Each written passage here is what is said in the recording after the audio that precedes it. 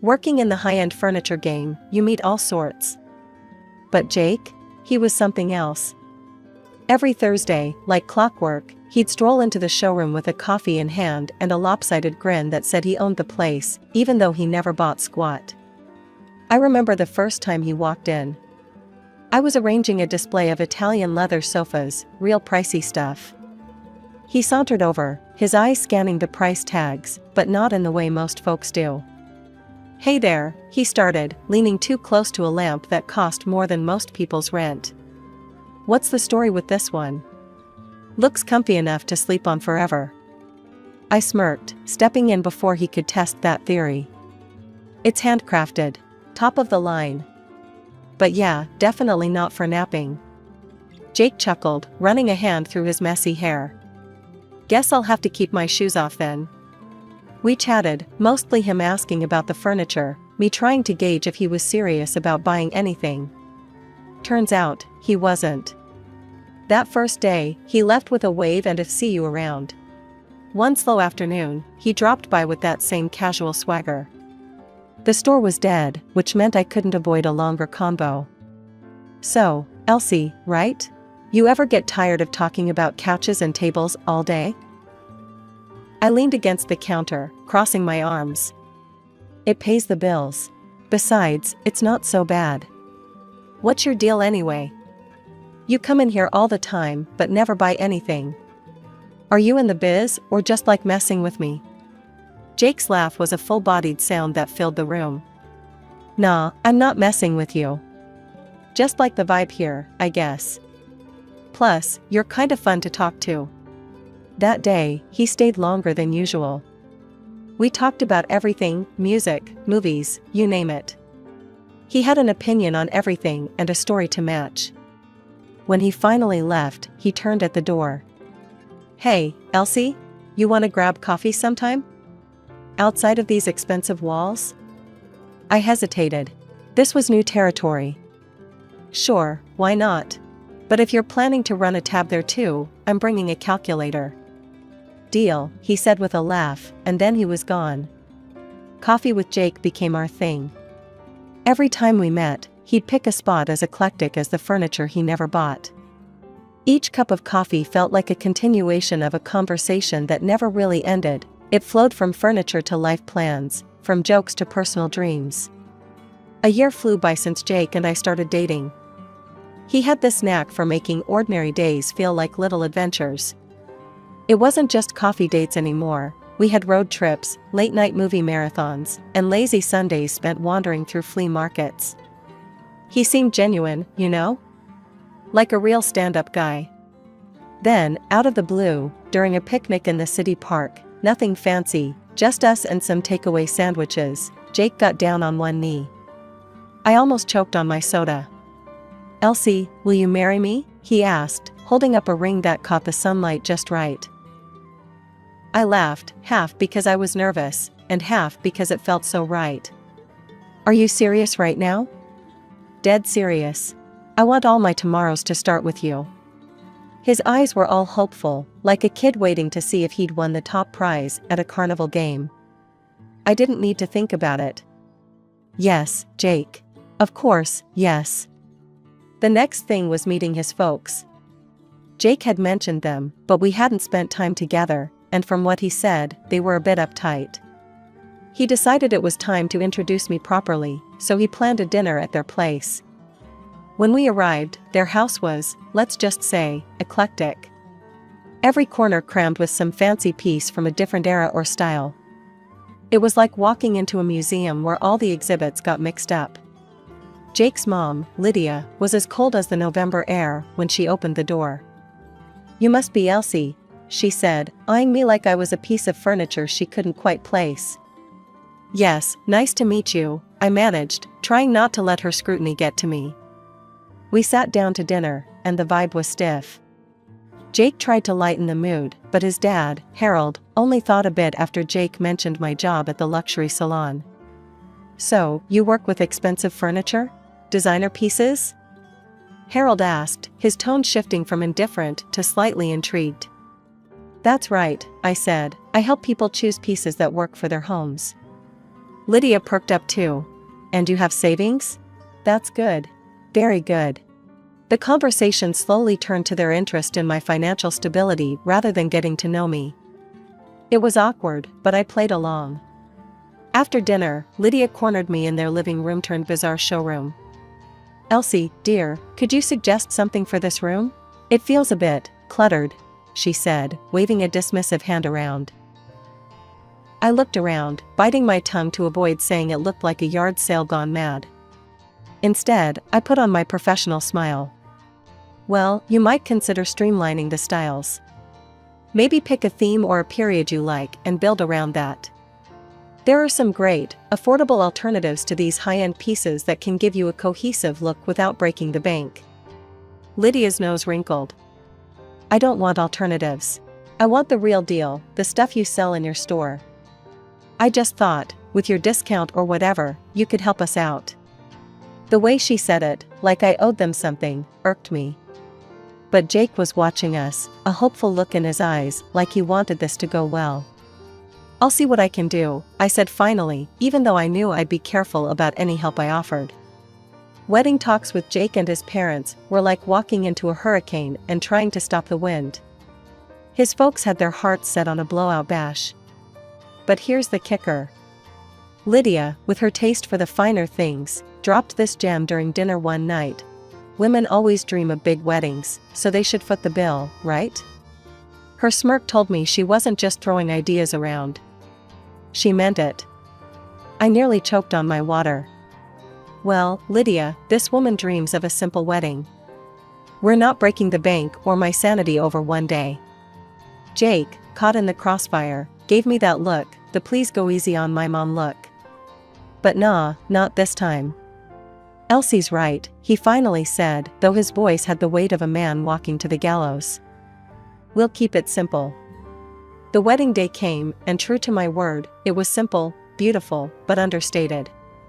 Jake's parents plastered on their best sour grapes faces throughout the ceremony. I caught Lydia muttering to a relative, "You'd think a girl who sells fancy furniture could put on a better show." I let it slide. The day was about us, not them. I was floating, my heart full, as I said I do, to a modest gathering of our closest friends and family in the little garden behind our favorite cafe. Post-wedding life kicked off with Jake suggesting we rent a large apartment. You can deck it out just how you like, he said, knowing full well his bank account was running on fumes. I'll pitch in when things pick up for me. So, I signed a lease for a chic place that cost a pretty penny, $2,500 a month. My savings took the hit for the furniture and appliances. I went all out, styling it into a space that could have graced the pages of a design mag. When his parents visited, Lydia's eyes nearly popped out. This place, it's like something out of a movie, she gasped, touching the suede of the couch like it might vanish. I want this. All of this. Jake beamed like he'd built the place himself. Elsie has an eye for style, he boasted to his friends over drinks one evening, the apartment serving as the perfect backdrop for his tall tales of taste. But the bills? All mine. Rent checks, furniture receipts, you name it. My bank account knew the truth, even if Jake was playing the part of the man of the house. One particularly sharp memory was when Lydia pulled me aside during one of their visits, her voice a mix of honey and vinegar. Elsie, darling, maybe you could help us do the same with our place? Since you're so good with money and all. The way she said it, like I was some kind of cash wizard, it almost made me laugh. Almost. Lydia, decorating's one thing, but managing money's another. You start with a budget, something realistic. Her face fell. Clearly, budget was a dirty word in her book.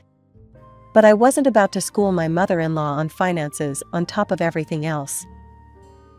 The grind at the luxury furniture salon paid off. After months of hustling, the bosses noticed, and bam, promotion landed in my lap.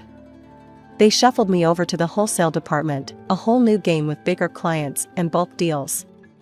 The team there was tight-knit, but they welcomed me with open arms. One person, in particular, made the transition smoother, my new boss, Sarah.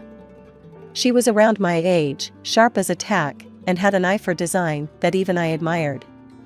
We clicked right off the bat, swapping stories about nightmare clients and dream projects over coffee breaks.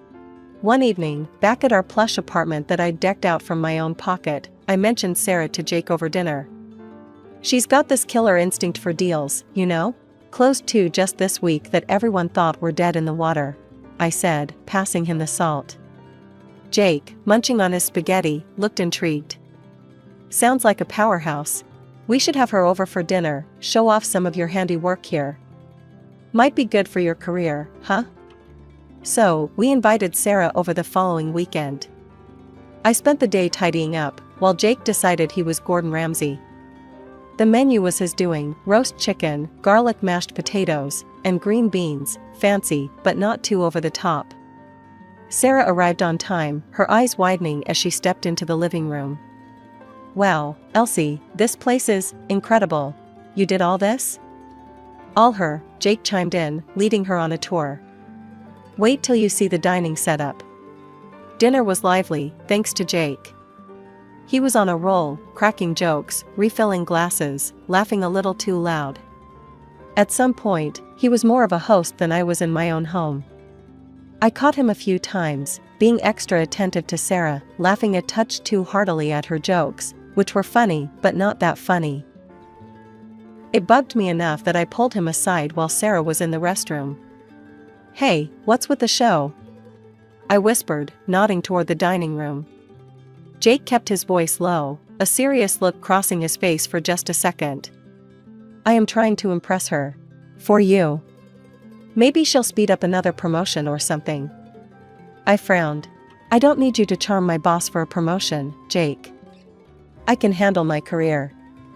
When Sarah came back, we rounded off the evening with dessert, chocolate cake, Sarah's favorite, as I'd mentioned to Jake. He listened, at least when it suited his plans. After Sarah left, praising the meal and the company, Jake slumped on the couch, grinning like he'd won a prize. "See? Told you it'd go great." I sat beside him, not quite sharing the sentiment. "It was nice, but don't do that again." "I don't need a show, just be normal next time."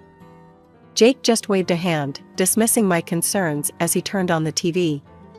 "You worry too much. It was fine." But it wasn't fine, not really.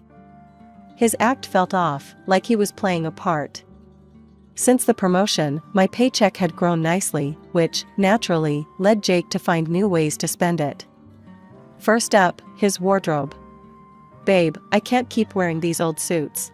If you want me to be promoted too, I gotta look the part," he'd argued one evening, thumbing through a catalog of designer suits that cost more than our rent.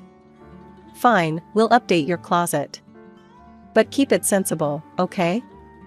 I conceded, figuring if it boosted his confidence, it might help him in his own career. The new Jake was a dapper one, and he was all too eager to show off his revamped style.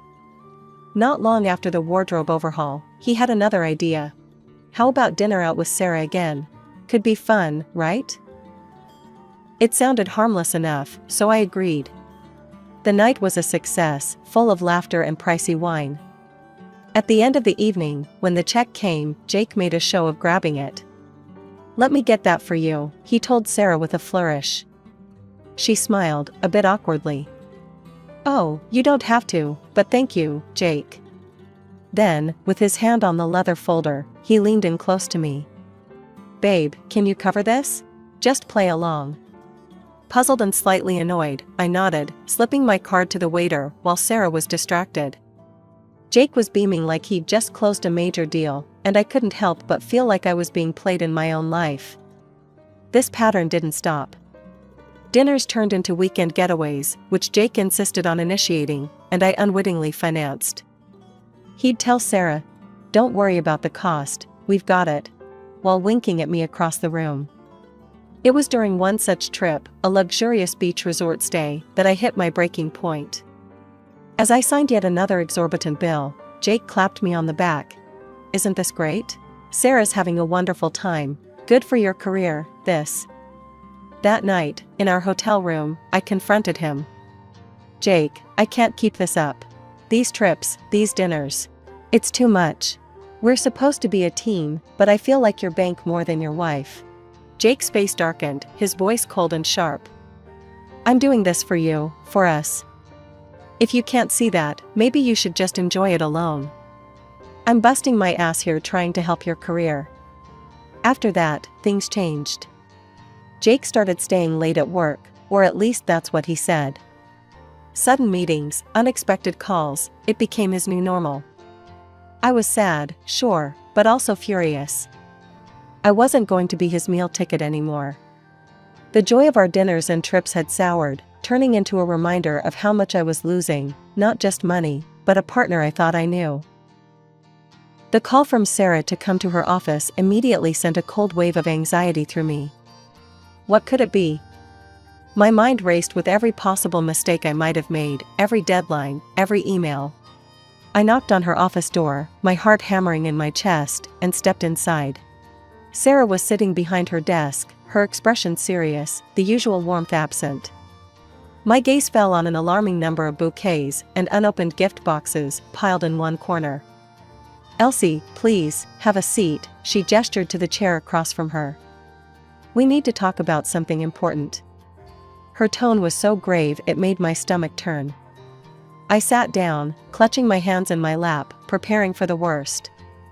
Sarah sighed, her eyes meeting mine with a mixture of concern and discomfort. It's about Jake, she started, and my heart sank. His behavior has been, well, inappropriate. I blinked, confused. Inappropriate how? She gestured to the gifts. He's been sending these. Flowers, jewelry, even designer clothes. It's excessive and, frankly, uncomfortable for me. He's crossing professional and personal boundaries, Elsie.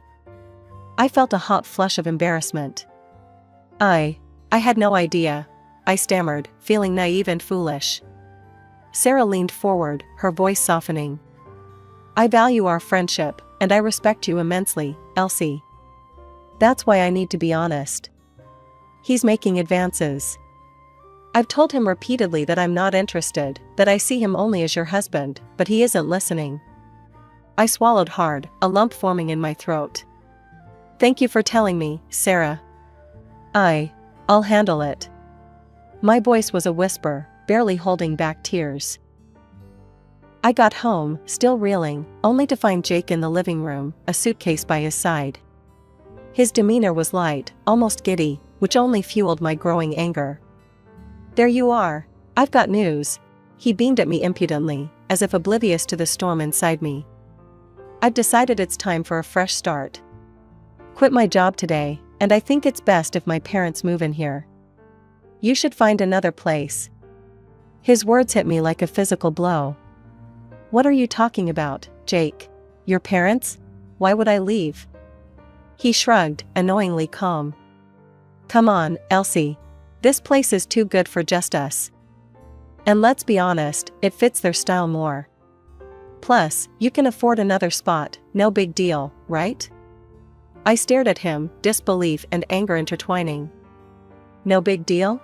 You cheat, you lie, you spend my money, and now you kick me out? Whoa, cheat? What are you on about? His feigned ignorance was infuriating. Don't play dumb, Jake. Sarah told me everything, the gifts, the advances. How could you? My voice cracked, tears threatening to spill. Jake's face hardened. So what? She's richer and more promising than you, so I just want to get a better life. Just pack up and go, Elsie. His words were a dagger, cutting through any remaining ties of affection I had for him. That night, I lay in the spare bedroom, the reality of my crumbling marriage suffocating me. Jake's betrayal was clear, his intentions laid bare.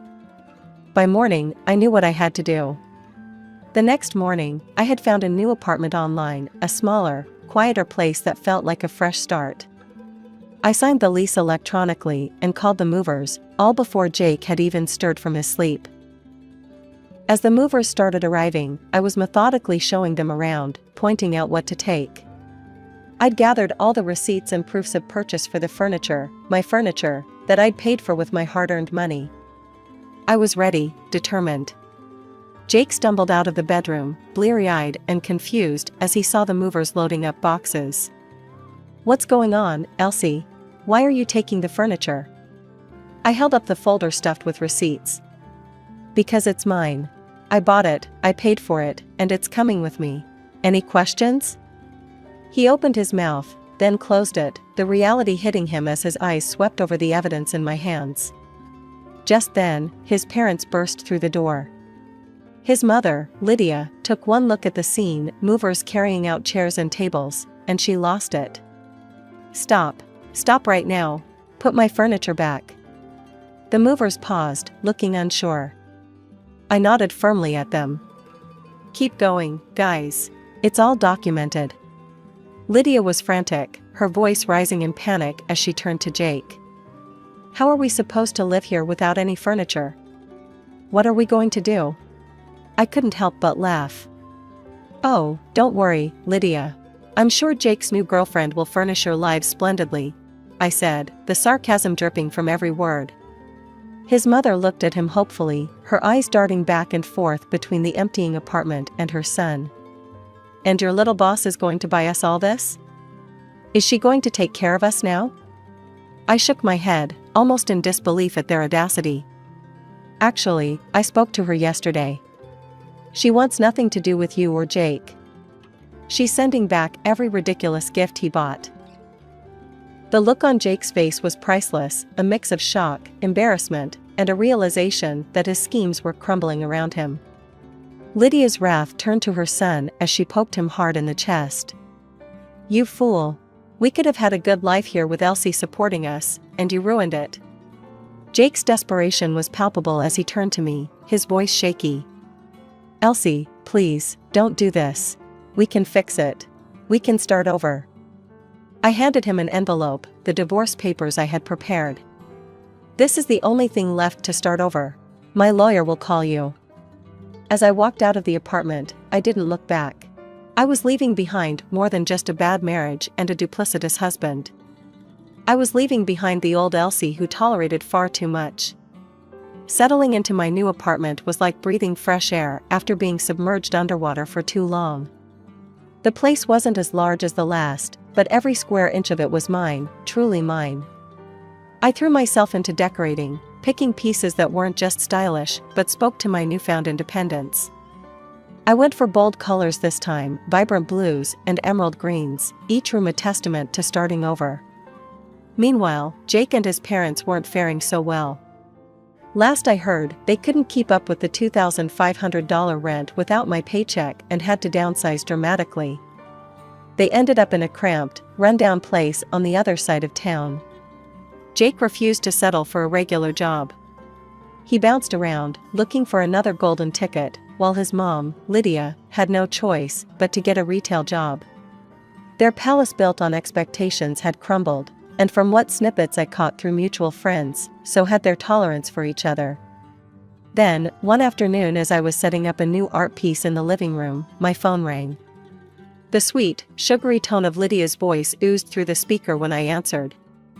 Elsie, darling, it's Lydia. How have you been? We've all missed you so much over here. I almost dropped the phone, half laughing, half in disbelief. Missed me, Lydia, or my paycheck? Let me guess, you want me to come back? To what? Watch Jake chase dreams while I foot the bill. No thanks, Lydia. You don't understand, Elsie, we're family. She tried again, her voice now a mix of desperation and saccharine. Family? I scoffed. Family doesn't use each other, Lydia. You should try supporting yourselves for a change. Before she could respond, I hung up and blocked the number. That part of my life was closed, sealed, and good riddance to it. In contrast to the chaos that was my past life, my career was flourishing. Sarah and I had grown closer, her respect for me solidifying after I handled the personal turmoil with as much grace as I could muster. She hinted last week that another promotion was on the horizon, something that would put me even more in control of my professional path. It was like the universe rewarding me for all the hardships. One evening, sitting in my newly decorated living room, I reflected on everything that had happened. The apartment looked incredible, a true reflection of my style and spirit. I had new friends coming over that night, colleagues who appreciated me for my skills and company, not for what my bank account could do for them. The doorbell rang, pulling me from my thoughts. I opened the door to smiling faces, genuine and happy to see me. As we gathered around the sleek, modern dining table I'd picked out myself, laughter filled the space, bouncing off walls that echoed a new chapter of my life.